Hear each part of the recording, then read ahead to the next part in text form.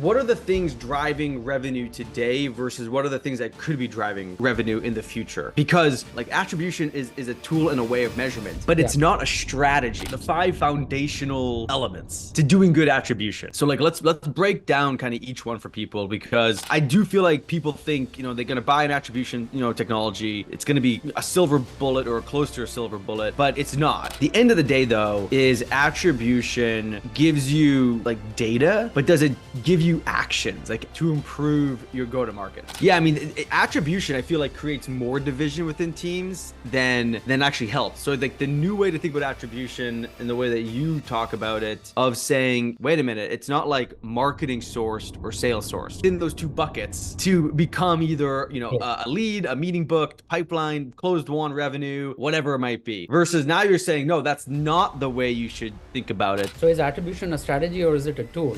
Or does it work in the context of your GTM strategy? I think the perspective to think about here is that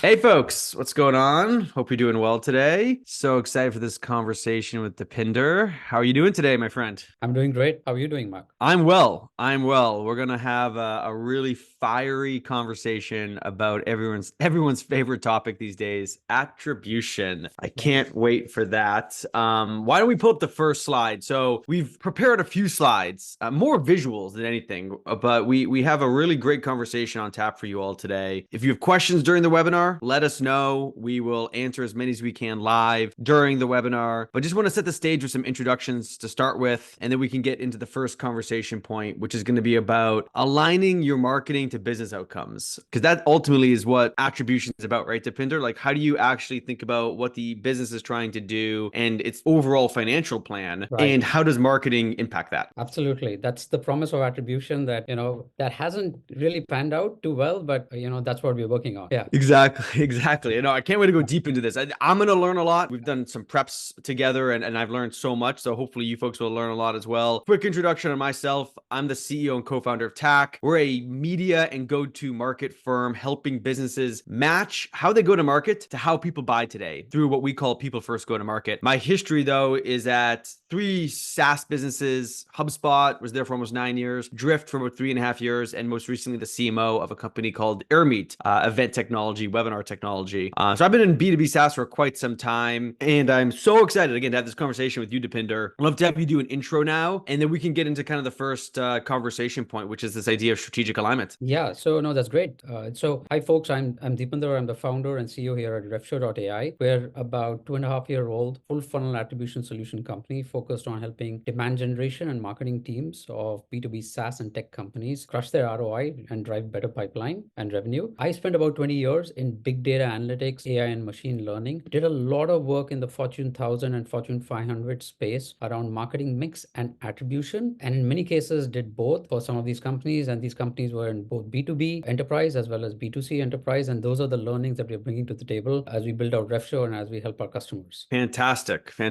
So let's get right into it. I know you have some visuals you're going to pull up from time to time, but it's not going to just be you folks looking at slides. Deepinder and I are going to have a conversation. And again, we want to have you folks be included in that conversation. So if you have questions, let us know in the chat. And for folks listening, if you have questions, as you listen to this on-demand version, follow us or just ping us on LinkedIn and we'll get back to you. Deepinder more than me, because look, I'm still the student here. So let's talk about strategic alignment, and let's talk about the promise of attribution being, hey, we can tell you based off of the activities you're doing in marketing and even sales, right? But marketing and sales, this is the business outcomes you're getting. But a lot has changed, Deepinder, right? Like a lot of things that we don't control have changed. Privacy, regulation, laws, so many things have disrupted attribution to help you actually get that alignment at the business outcome level. So give us your point of view around how is this changing, and maybe this will tee us into starting to talk about the idea of deep funnel attribution, but like how is this changing in your mind, and what do people need to start to do a little bit differently? Yeah, no, absolutely. I think the concept of attribution, has been around for multiple decades, right? And it's really about measuring the effectiveness of any GTM activity, since you talked about GTM first, right? Whether that's marketing activity, sales, or SDR, BDR activities, etc. 20 years back, in the B2B world, it was primarily outbound sales. But now, because there's the whole consumerization of the B2B motion, right? Marketing in demand generation and contribution to pipeline revenue is more important than ever. So, but attribution attribution as a concept, I think, still remains, because you still want to measure the effectiveness of all your GTM touches, your spend towards pipeline and revenue, right? Revenue attribution, that's what we call it. Now, what has changed is the context of how this gets applied, and because GTM motions themselves are changing, right? So like I said, 20 years back, the most prominent GTM motion was probably outbound sales, where you had maybe some inside sales that they were prospecting, opening doors, and then marketing was playing the role of strategic positioning and branding strategy and competitive strategy, etc. But now, because there's the whole consumerization of the GTM motion, we have the whole demand generation motion, marketing, inbound, outbound, but now it's become more complex with the SDR BDR motion, and then the sales and the partner motion coming together. So the complexities around the GTM motion, and now PLG, community-led motion,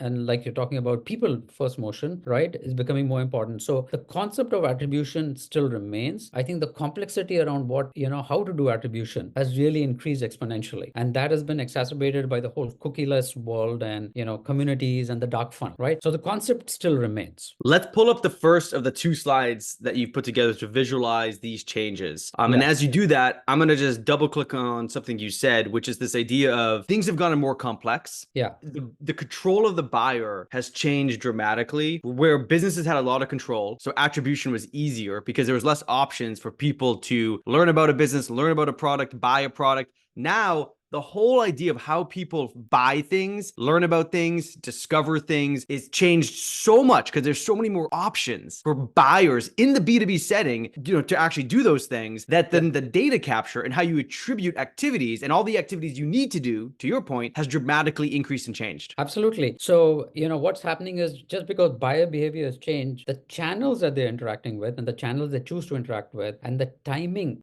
at which they choose to interact with, right, really is not what it used to be earlier. So buyers want to go to peer networks, they want to go to communities, they want to go to review sites, etc., even before they come to your website, right? So there's a whole lot of activity that's happening outside your first party channels, right? And that creates complexity. And so if you don't have the right data around that, you're not able to match your buyer journey with your funnel journey. And all of the activities that you're doing in the GTM motion, again, it's not just about the marketing motion, it's about the multiple touches and the synergies that's happening across the marketing, your SDR, BDR, and your sales motion. And so what that ends up doing is create this kind of dissonance between the time rhythm of the buyer and the time rhythm of how you're driving your GTM motion. Absolutely. And that's why traditional attribution has not been able to catch up, and that's been failing in terms of aligning the marketing strategy with the business goal. Spot on. The next slide is going to illustrate something that we're going to talk a lot more about during the next 40 minutes, which is this idea of looking backwards in the rearview mirror versus looking through the windshield. So do you mind just going to the next slide, Deepinder, actually? Because the next slide talks about this in terms of after the fact ROI reporting. When I was at Drift, we implemented Visible because we were using Marketo. It was okay. I mean, it was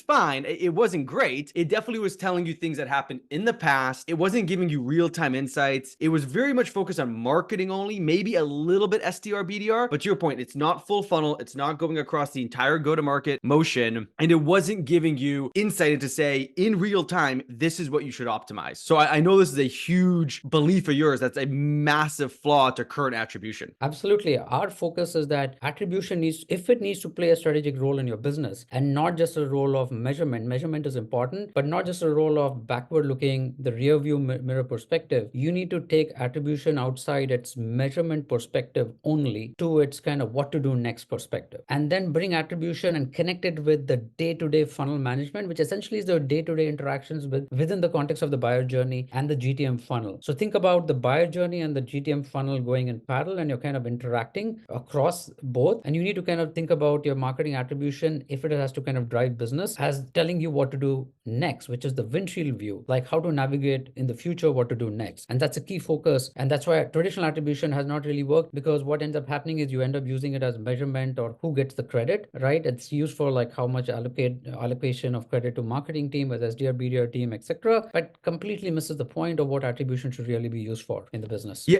I love this. Let's now get into the how a little bit more, because like the resource allocation is a huge conversation always, but today more than ever, especially in SaaS businesses, because marketing budgets have become really squeezed. Yeah. You have this 5-step framework that I love to unpack a little bit for people. But before you even do that, talk to us about this idea of understanding maybe like what are the things driving revenue today versus what are the things that could be driving revenue in the future? Because the idea of attribution comes down to like, hey, it's a tool. Like attribution is a tool and a way of measurement, but it's not a strategy. Right. And resource allocation is best done when you actually have a strategy, a go-to-market strategy that's marketing and sales and maybe even other teams building that together. And then you build an attribution model to that strategy to then help you allocate resources. So yeah, just give us your thoughts on that before we go into the 5 ways in which you recommend people do attribution now. No, absolutely. That's great. That's a great question, by the way. So is attribution a strategy or is it a tool, right? And or does it work in the context of your GTM strategy? I think the perspective to think about here is that attribution is a feedback loop into your past strategy, then that drives future strategy, right? So if you want to think about attribution as a measurement framework, it'll tell you what your past strategy, and when I mean past strategy, it's not like past quarter or past 3 quarters. It's like, what have you been doing, right, in this month or in these weeks? And is that strategy panning out for you? And so then what attribution does is that it predicts the performance of what you've been doing and what you're doing currently, and then helps you navigate to say, what is my next month or next quarter strategy,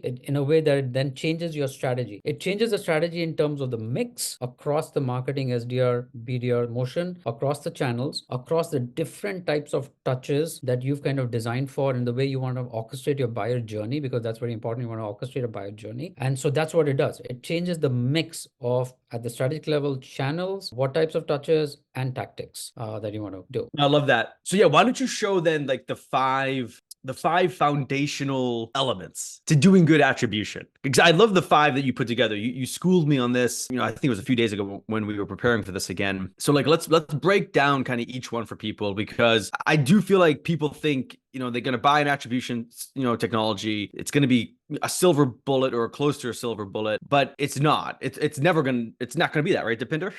Absolutely not. Absolutely not. So, and when we were building our solution, our perspective was, let's understand the 5 key aspects of what attribution is going to help you do, right? And what are those aspects? The first is, what's the scope? Are you only going to look at marketing campaigns, right? Because that is just partial attribution. Yes, you want to measure the effectiveness of your marketing campaigns. That's very important. But you want to do it in the context and in the presence of what everything else that's going on, right? So scope is important. The second thing is focus. What is the question you want to answer? Is the question the credit question, or is the question what to do next, right? Because for us, if attribution needs to drive strategy, it needs to tell you what campaigns to invest in, what campaigns to divest from, which campaigns to deploy at which part of the funnel and the buyer journey, what is the right mix, right? So you want to kind of change the question. The third thing, or think about the question you want to answer. Third thing, what is the result are you trying to provide? Are you trying to provide a measurement of ROI only, or you're trying to get specific recommendations on strategy and tactics? Timeliness, is it going to be a backward looking rear view mirror, or is it going to be a windshield perspective where you're looking in front and navigating all of the chaos that's happening in the market and with the buyers? And the last thing is actionability. How do you actually drive it to action? So our perspective is that without thinking through these 5 aspects of attribution, you're not going to be able to get the best bang for the buck. And so our perspective is, you need to go from, right, and a lot of customers that we work with and what we hear from prospects and other market stakeholders is, get away from the credit question to what to double down on, right? Use attribution to figure out what to double down on next, rather than the credit allocation across teams and across campaigns, etc. Second thing, move out of just looking at marketing campaigns. Yes, you have an anchor on your marketing campaigns, your channels, your segments, your tactics, your programs, your segments and the messages, and themes, but you also need to think about how these play in the end-to-end GTM motion. So think GTM context first, right? And your buyer journey context first, rather than just thinking about the campaign context. Third thing is not just do ROI measurement, look at what to do next. So what are the recommendations on reallocation? What are the recommendations on the mix? Both from a perspective of forward-looking in the next month, the next week, the next quarter, have a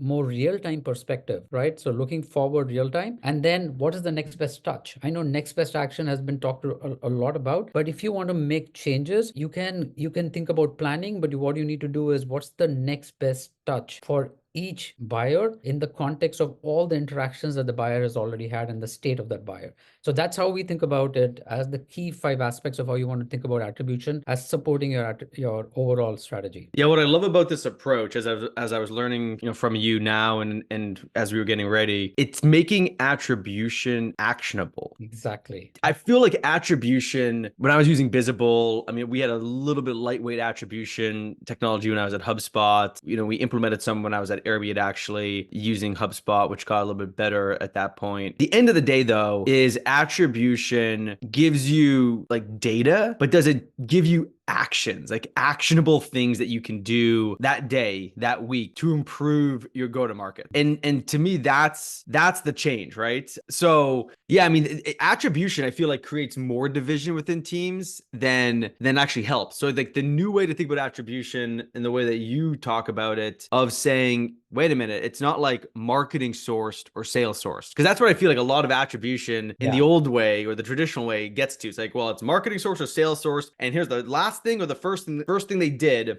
within those two buckets to become either, a lead, a meeting booked, pipeline, closed won revenue, whatever it might be. Versus now you're saying, no, that's not the way you should think about it. So let's end the poll. And so like my question then is like, what's the new way? If it's not marketing source, sales source, like how would you frame that, I guess? Yeah. So in our perspective is that you need to think about the collaboration that's happening across touches, right? There are certain touches at the marketing level. There are certain touches at the SDR, BDR level. And you need to think about your end-to-end journey. So if I just share my screen again, you're operating in the context of your end-to-end GTM funnel and the buyer journey, right? So it's no longer that if you want to kind of traverse the journey from your anonymous visitor to your first conversion to a qualified opportunity and then, customer and renewal expansion, you need to think about all the touches that are happening across the SDR motion, the marketing motion, the sales motion, any partner channels that you might be using. And then you need to bring all of these aspects together from a data perspective, yes, but also you will need to understand what are the kinds of tactics that you're going to deploy. So one of the first things that we think about is bringing all of these aspects together into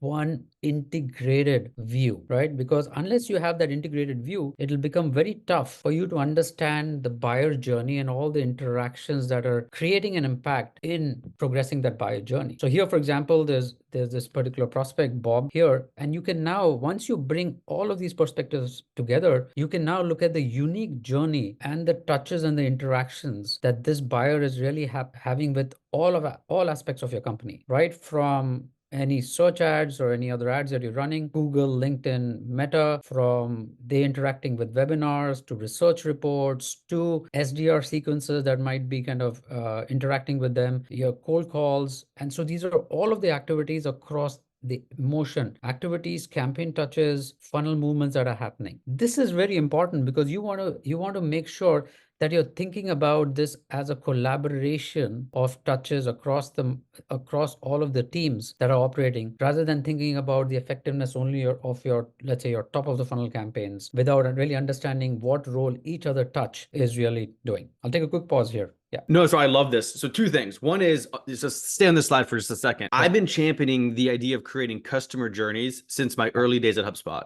My team would go into the CRM in HubSpot and like just one by one to one customer, like find the key touches, map them on a Google slide or a PowerPoint, and build this like linear kind of customer journey. Very hard to do at scale. I think what you've unlocked in this approach is how do you do customer journey building at scale, which is hugely important. And then the other thing I'm going to just call out is the idea of integrated revenue campaigns. A lot of people know that the definition marketing campaigns or even integrated marketing campaigns. We like to call them integrated revenue campaigns. One is just the simple fact of the positioning of that, where it's not a marketing thing, it's a go-to-market full funnel revenue campaign. To that point, right? Like a good integrated revenue campaign that's really holistic will touch top, middle, bottom, or awareness, consideration, decision, however you want to think about the buying journey. And then it's like, well, how do you actually get attribution to match to how people buy today, which is very messy, but like this is what you're doing. So my question to you then is like, how does one get all the data though? Like, does it just live in the CRM? Like that's where I'm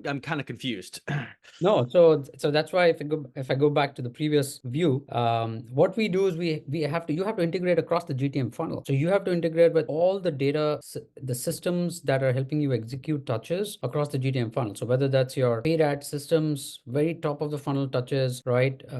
Get data from review sites, etc. G2, from your ABM intelligence tools that are helping you kind of target different accounts, right? Then all of the data from your CRM system, from your marketing automation system, also your touches from your sales automation outreach, right? Tools, right? So bring all of these touches together, your website data, what's happening on your first party website, etc. Bring all of these tools or bring all of the data from this so you can really stitch together all of the interactions that are happening, right? Because that's the only way to make it an integrated revenue approach rather than a siloed approach. So is then the new way you're talking about attribution getting to like predictive attribution? We can say we've stitched all these customer journeys together. We've done that at scale. And now we can almost predict based off of the type of customer coming into the funnel, what they're doing or like how you should get them into the funnel. Like unpack that for me, I guess. Absolutely. So once you have these touches, you're understanding all these journeys that are happening at multiple levels, not just at the individual person level. You can do it at the account level.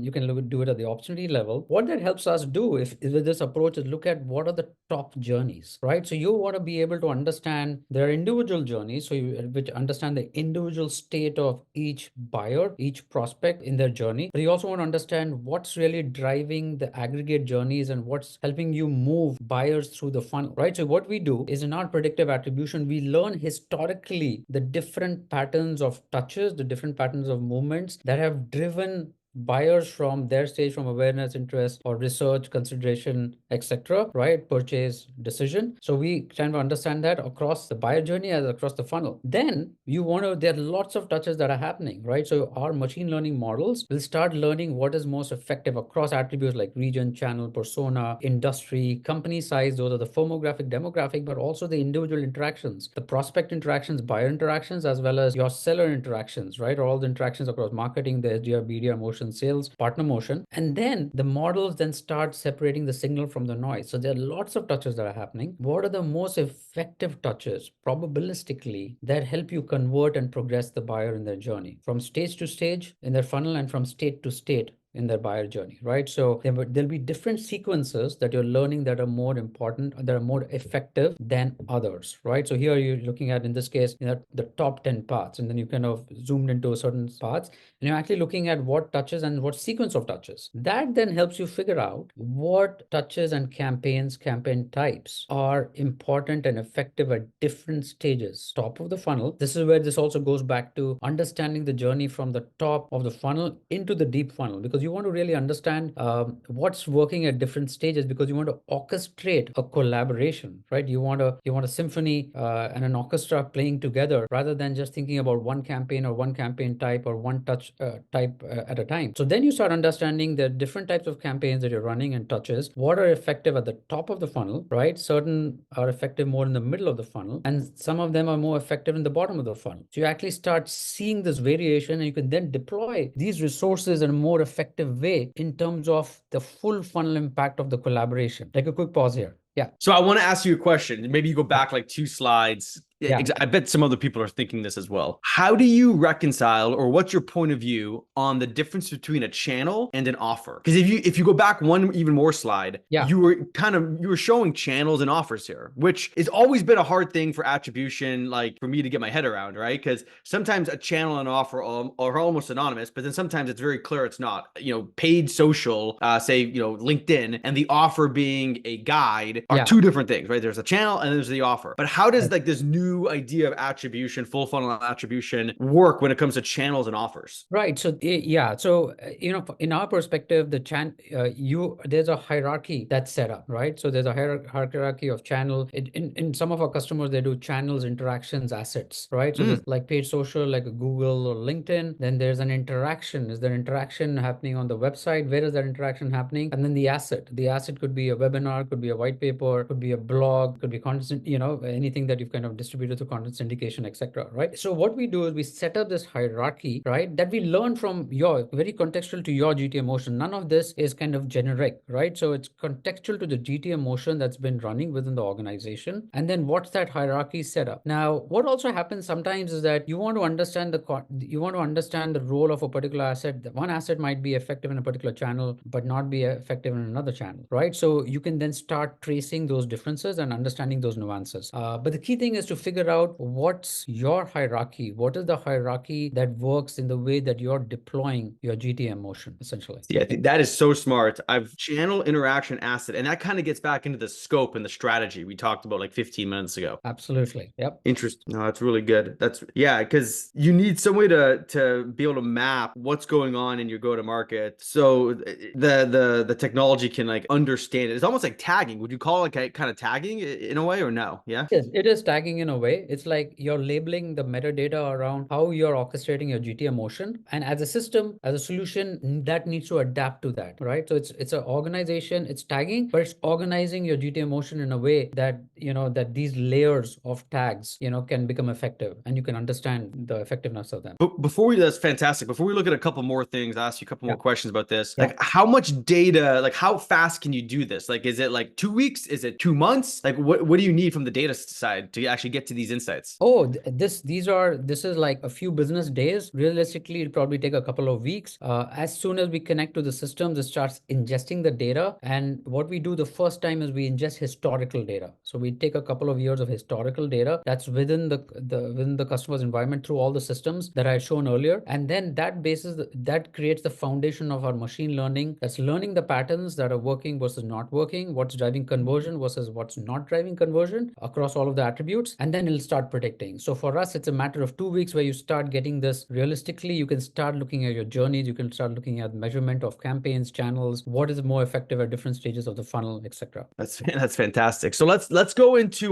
more of this idea of like looking into the future and like budget allocation. Most marketing teams run on a 90-day budget cycle. You said an annual budget, but it's hard, right? The annual budgets, they're almost never consistent, and they change based off of business performance, right? So when you think about this idea of full funnel attribution, and knowing where and when to spend dollars, like how does that relate down then to, I guess, just budget planning? And like, what are some of your customers doing in that regard? I'd love to know just some of the ways they're using this to then change in real time and then plan for changes, say coming up from like Q1 to Q2. Absolutely. So there are two things that we do. We serve 2 time cycles, right? So one time cycle that we serve is a time cycle where you run ads or campaigns that you've deployed on a week by week basis, on a month by month basis, right? So what we are able to do there is you don't want to wait till the end of the campaign or till the end of the quarter to figure out that this campaign really didn't yield any ROI for me, right? Because that's too late, because even running an ad or a campaign on one of the social channels for 3-4 weeks more than required is 20-30% of spend that they're getting wasted, right? You'd rather redeploy it or refine the campaigns to better spend. So what we do is,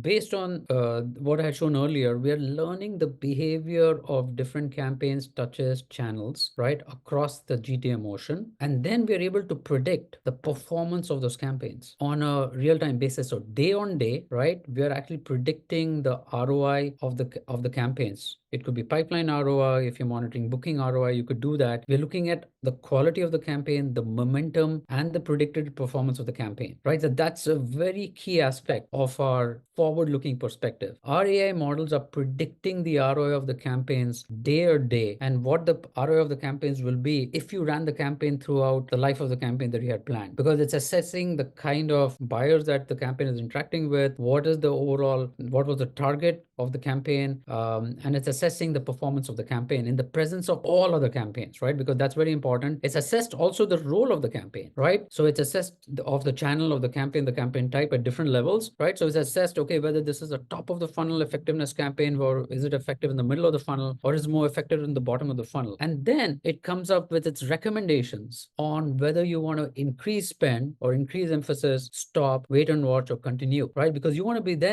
be able to say that, hey, the ones that that you want to stop. They're really not going to do well. They haven't done well. They're not predicted to do well. Let me stop right now and let me refine those campaigns and reallocate. Yeah, that's incredible. Yeah, and this is nothing like I've seen in the past, right? I mean, this is, I mean, the power of using the right data with the right machine learning, and among other things, to get to these outcomes. So, as you were talking, yeah, would you say that this new way to think about and execute attribution can help companies almost like make sure their ICP is correct and like make sure that they're going after the right accounts, or help them expose like accounts or segments that they should be going after? Or is that like too far out there? Yeah, no, absolutely. So it does these two things. First, you understand what's really converting, right? Based on the touches, what industries, segments, personas are converting for you. So how can you refine your ICP, not as a static ICP, because you have an ICP that there's a strategic perspective on your ICP, right? You have a set of focus accounts or ICP accounts that you're going after, and there's certain segments in that, right? What this allows you to do is, in the context of the GTM motion and the types of campaigns, channels that you're addressing, helps you fine tune, right? What parts of your ICP are more respective to certain types of campaigns and campaign types and channels and assets, versus others that might be receptive to other channels, campaign types, assets, and interactions, right? Very, very valuable, because you might just be wasting a lot of money on assets and,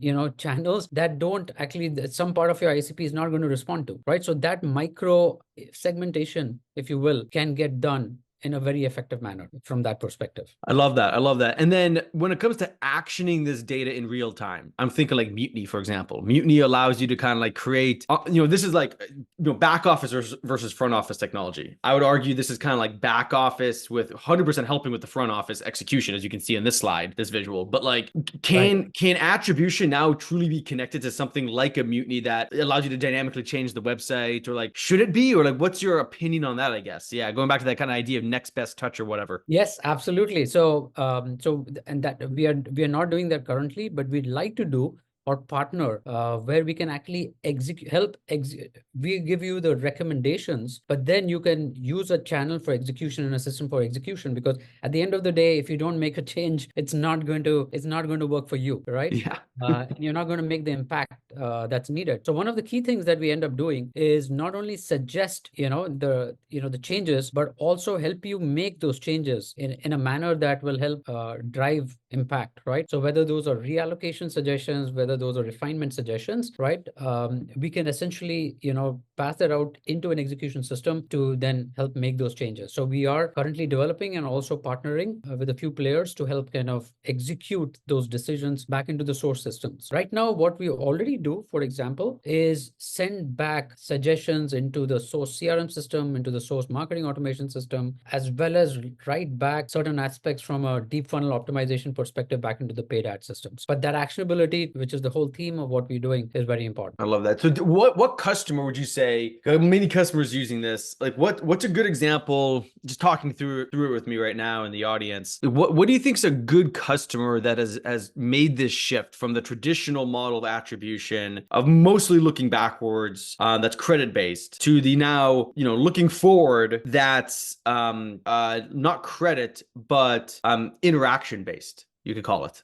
Right. So absolutely. So, we have several customers that are actually working on this and have derived a lot of value. So we have customers, data integration SaaS companies, dev automation companies like Mabel, SnapLogic, BigID, data security SaaS companies. These are customers they're really using these insights to drive changes for refinement of campaigns, refinement of allocation in the future. For example, one of the use cases that we've used very specifically for was like, how do I drive? We are doing a new product launch. What campaigns should we deploy and what tactics should we deploy to drive signups for the freemium trial of that product, right? So we've been used for use cases like that. We've been used for use cases for like, how do I, look at what channels are working for me, right? And how do I distribute the spend across those channels? So what's the reallocation potential of kind of moving spend out of certain channels and certain campaign types into better campaign types, right? And the impact are at the conversion level. So So you look at better visitor to MQL conversions, if MQL is what you're looking at, or a particular stage, better overall conversion from visitor to qualified ops, and then also better win rates, because going back to your point, you are able to see that, because you're kind of refining the channel with the ICP segment interaction, right? You're able to get better win rates as well. So we've seen, up to like 5 to 10% improvements in overall pipeline generation conversions, 5 to 10% in win rate conversions, right? Obviously the ROI, 15 to 20% overall improvement in ROI of marketing and GTM spend. Yeah, it's massive efficiency, right? Like if you're that's 1 to 2 points, can be huge, but 10, 15, 20, that's insane. Folks listening, any other questions before we spin the wheel and pick someone who's going to win those not, I was going to say iPods, but the headphones, the Apple headphones, the AirPods.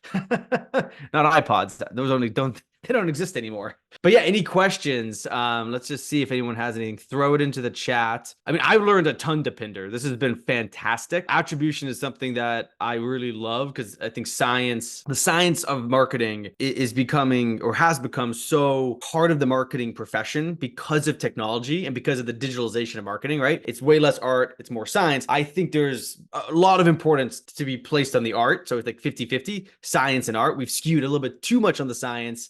Too much on the tools, and we forgot some of the human people-centric things that we need to do. Right.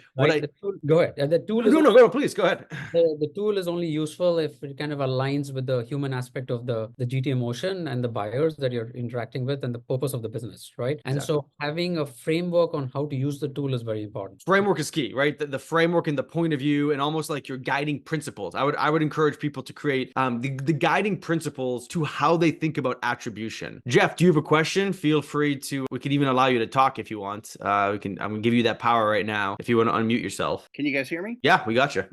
Hey, Mark and Deepinder, just first, before I ask the question, thank you so much for sharing. This is very insightful.